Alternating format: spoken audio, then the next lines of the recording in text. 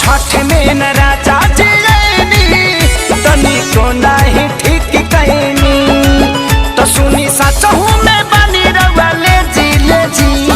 राजा करे जा बोली उखिया ले आवे खती के करा के भेजी राजा करे जा बोली उखिया ले आवे खती के करा के भेजी।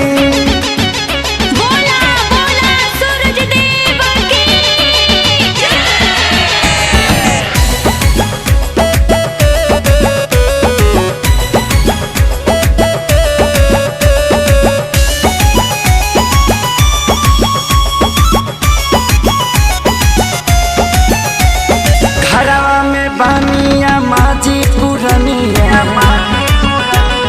यहाँ के भेजब तो कही का दुनिया घरवा में बानिया माजी पुरनिया यहाँ के भेजब तो कही का दुनिया तरौरा पूजा में देखवनी न तेजी तेजी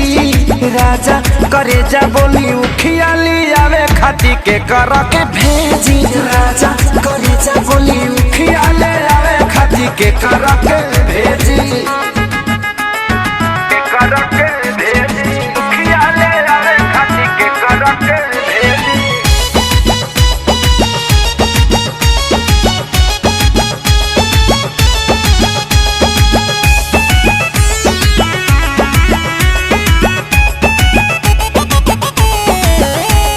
सैया खेसारी बड़ी बरता खीस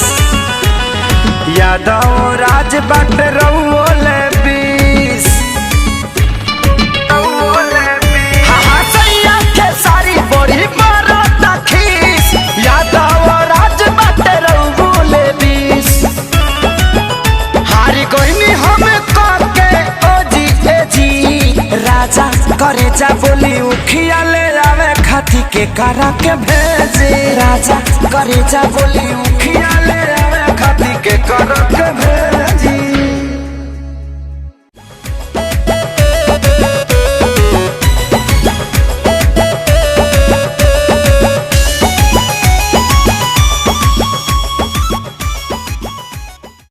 हारी कोई हम के ओ जी राजा करे जा बोली उखिया ले आवे खती के करा के भेजे राजा करे जा बोली उखिया ले आवे खती के करा के भेजी।